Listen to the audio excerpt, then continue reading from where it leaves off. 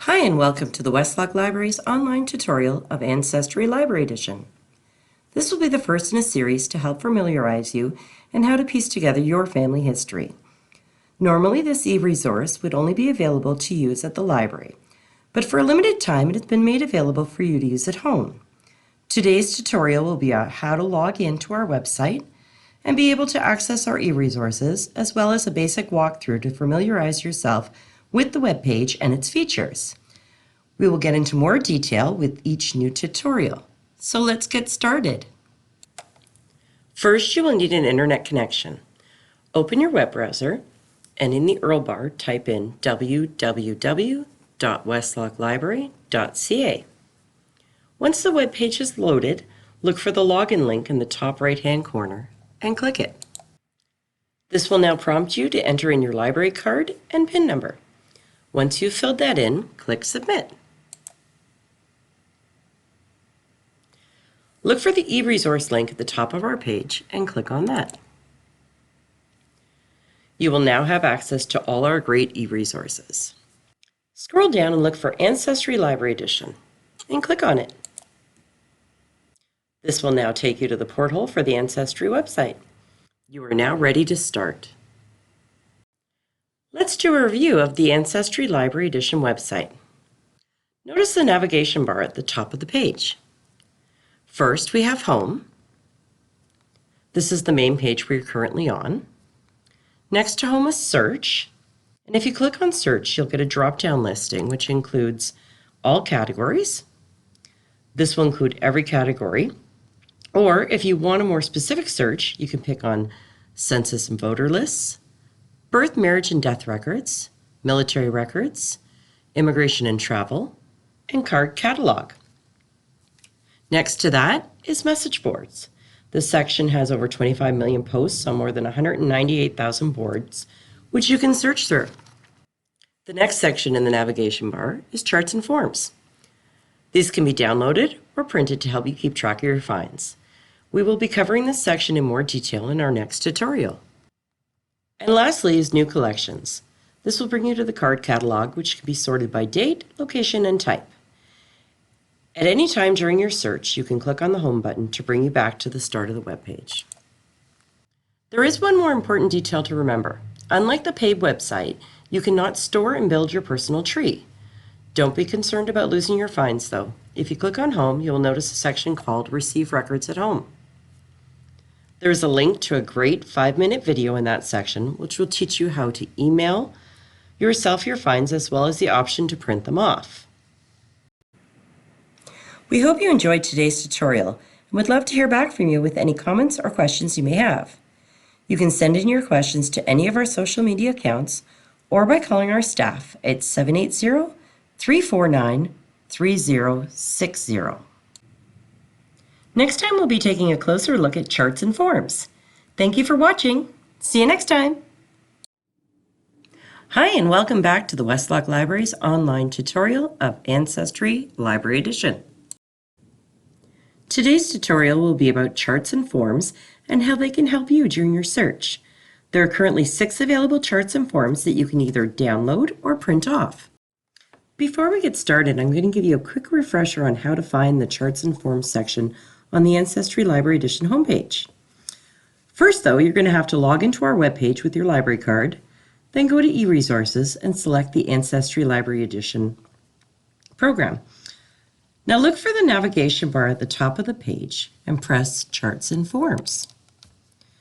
This will bring you to all the charts and forms we will be looking at today.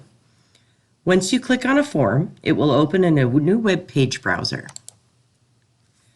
In order to get back to the additional forms, just close that tab. The first one we will look at today is the ancestral chart. This is one that I personally use frequently as it can be reused in multiple branches and generations. The ancestral chart is used to record the ancestor from who you directly descend from or for those who you intend to compile a complete and correct family unit. It can show you at a glance the progress you have made and what remains to be done. The next form we will look at is the research calendar. This form gives you an accurate account of every record source you have searched and serves as a reminder of what you have already done and where you have found this information. Next is the research extract. This is used to summarize information which cannot be photocopied, for which there is no document in your possession, or for recording information like deeds, which may be time-consuming or difficult to read quickly when you need the information from the copy you have. Now we will look at the correspondence record. This is a great tool to keep track of those with whom you've corresponded, the reasons for writing, and whether or not you have already received an answer. Let's take a closer look at the family group record. Each piece of information concerning a pedigree ancestor or his or her family is placed on a worksheet. Since the end result of your research efforts will be to compile, complete, correct, and connect families, the use of the family worksheet from the beginning will make this much easier. The source summary form is especially helpful to refer quickly to information you have found for a particular family and the source of that information found for each family group. You can break this down to types of information, including birth and christening, marriages, death, burials, military records, land registries, obituaries, and many other categories. Let's take a peek back at the Library Edition webpage. In the Charts and Forms section, there is also an option for census forms. If you click on that, you now have access to several different types of census extraction forms from the United States, the United Kingdom, and Canada. Let's have a look at one. I'm going to scroll down and select the Canada Census Record form from 1911 in English. You will notice this is a blank form for you to use. This is a copy of the exact census form used to collect information in 1911. So if you found an ancestor on a census form from that year and wanted to record that specific information for your own records, this would be the perfect document to use. I hope you enjoyed today's tutorial. Next time we'll be taking a closer look at all the wonderful search features available in Ancestry Library Edition. Thanks for watching, and see you next time. Hi, and welcome back to the Westlock Library's online tutorial of Ancestry Library Edition. Today's tutorial will be all about the different options you can use in your search.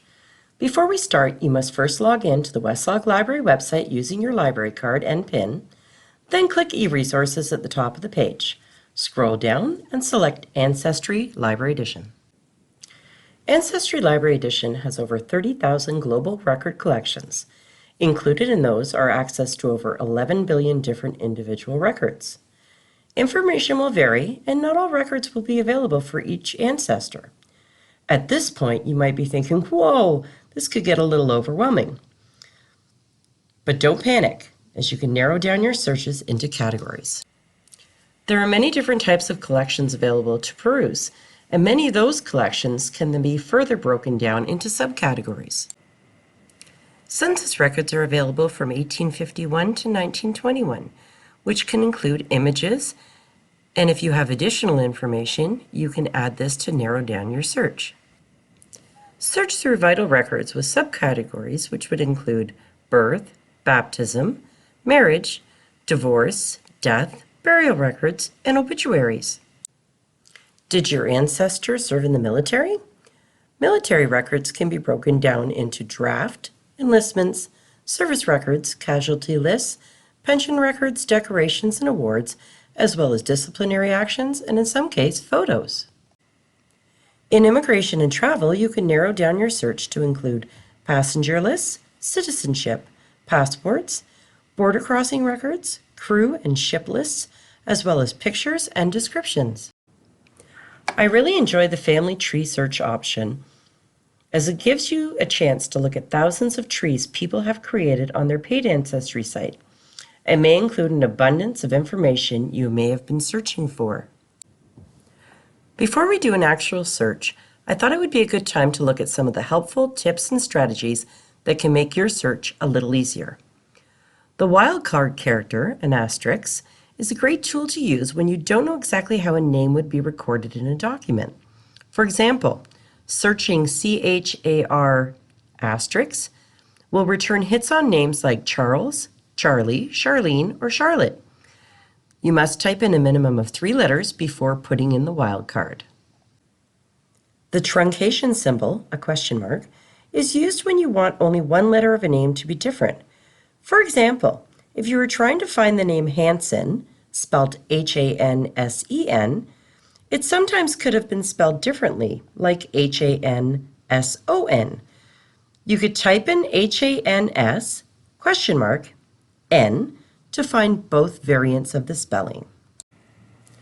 When searching keywords, try using quotation marks around 2 or more terms to aid in the precision of the search. For example, civil rights, World War II.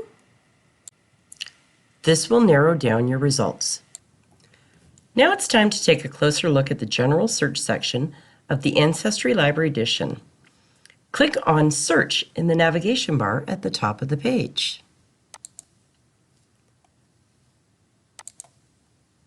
Once loaded, you'll see 3 different sections on the page. At the top, you'll see the General Search field. This section has a drop-down arrow entitled Show More Options. If you click on this, you can enter in additional information you may have to help narrow down your search. To the right is a heading called Special Collections. This is an option to narrow down your search into different types of records. There are many to choose from. And if you scroll all the way down, you can also search for records by location. Let's start with the general search. First, you will type in the name of the ancestor you are looking for by first, middle, and last name. Next, if you know, type in the place that your ancestor may have lived. A great feature of this section is when you start typing location, it will make suggestions based on information already available in the records. Pick the one closest to the one you were looking for and select it with your mouse. Next, type in the approximate year of birth for your ancestor. An option will be put below that year where you can select the different years, covering anything from that exact year, spanning 10 years or more. You can choose the one that you feel most comfortable with. There is an additional option in the year area. You will notice a calculator. If you click on that, a box will open up.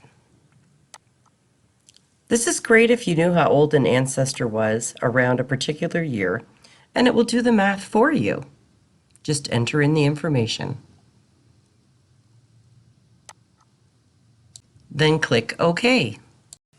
Once you've entered in the information, click Search, and it'll populate your results.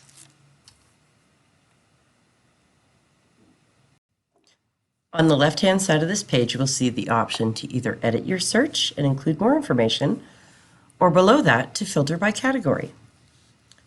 This step is entirely up to you. On the right-hand side will be the list that's populated for your search. Please remember that not all records that populate are specific to your ancestor, so it is important to scan through each of them. If you hover your mouse over one of the blue links on a record, it will show you a preview of the information on that record. If it looks like that might be a match to your ancestor, just click on the blue link and this will open the document.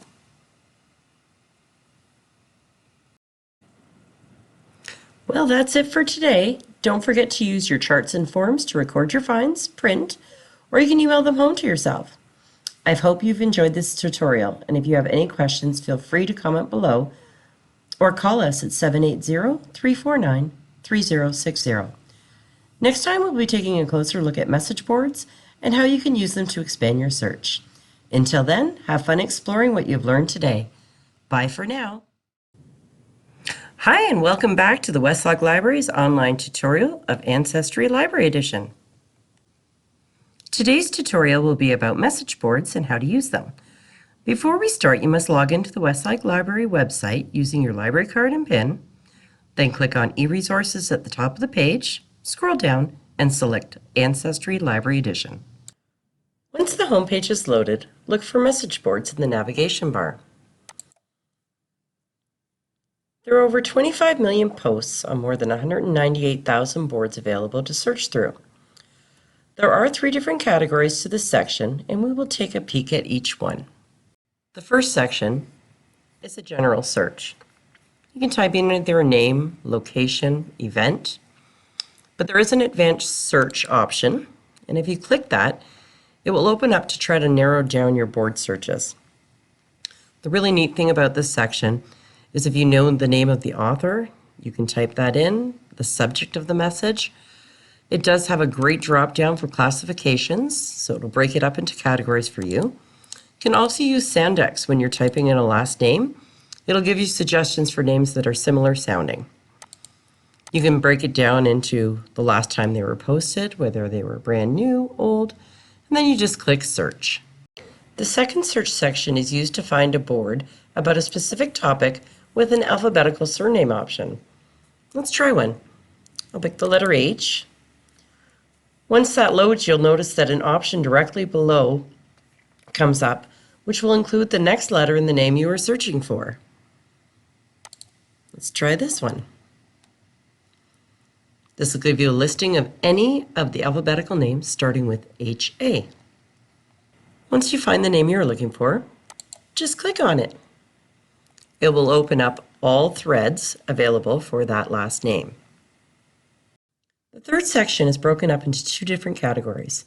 The first is by locality, with an option to expand on more locations worldwide. And the second is by topics. This can also be broken down into subcategories and boards. For this example, let's try localities. I'm going to click on Western Europe. Then I'm going to scroll down and pick out the country that I know my ancestor is from. Now I'll pick the region. Now I'm going to click on Campobasso because I know my ancestor is from that location. You'll notice I still have the search option available at the top, but it's changed slightly. Now I'll type in the surname I'm looking for.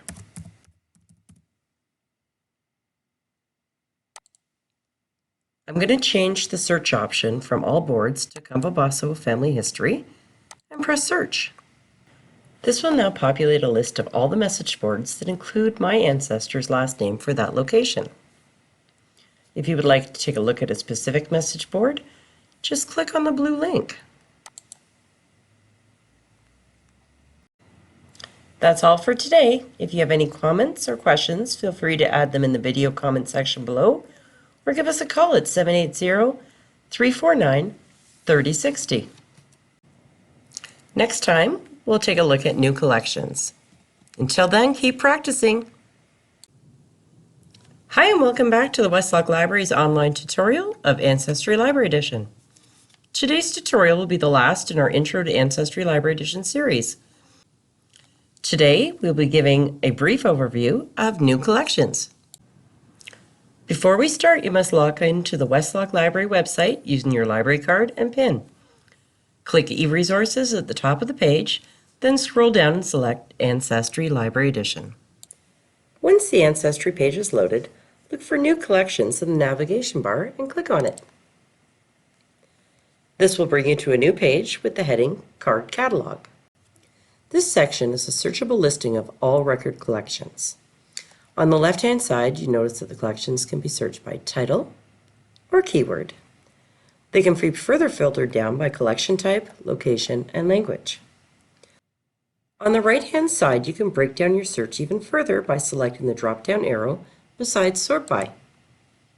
You can filter it by database title, date updated, date added, and record count. I hope you've enjoyed our first series of tutorials and will take advantage of this great e-resource. On behalf of the Westlock Library, we'd like to thank you for watching and wish you success in discovering your family history.